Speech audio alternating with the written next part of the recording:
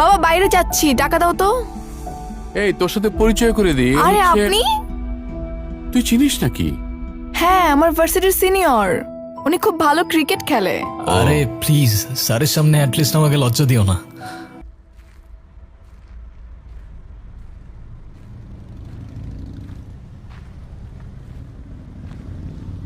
আরে স্যার, আসসালামু আলাইকুম স্যার। ওয়ালাইকুম আসসালাম।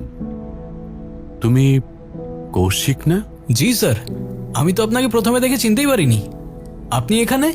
আমার পরিবার তো আগে থেকেই এখানে থাকে, আর রিটায়ার্ডের পর আমিও চলে এসেছি। ও আচ্ছা, আপনি এত কষ্ট করে যাচ্ছেন কেন?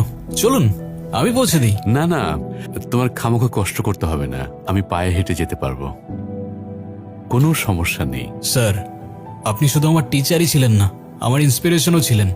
আর আপনি যদি আজকে না করেন আমাকে, উল্টো কিন্তু সেটাই কষ্ট পাবো আমি। তুমি আসলে আগের মতনই রয়ে গেছো। ঠিক আছে।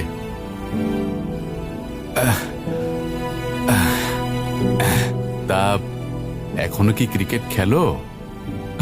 জি স্যার, আপনার সব মনে আছে? হ্যাঁ হ্যাঁ, মনে থাকবে না কেন? পুরোনো দিনের কথা কি ভোলা যায়? সেটাই। আরে এই তো এইখানে রাখো রাখো রাখো রাখো। ঠিক আছে ঠিক আছে।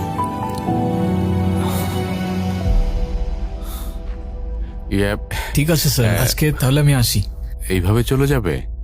ভিতরে এসে অন্তত পক্ষে এক কাপ চা খেয়ে যাও। না স্যার, আজকে একটু তাড়া আছে, আরেকদিন ইনশাল্লাহ।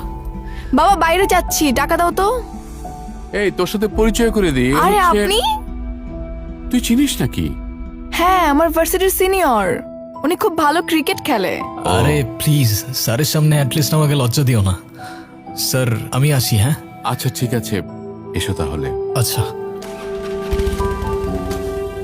জানিস, খুব ভালো ছেলে। টাকা দাও না। হ্যাঁ হ্যাঁ, এই নে। ওকে, থ্যাংক ইউ। হুম।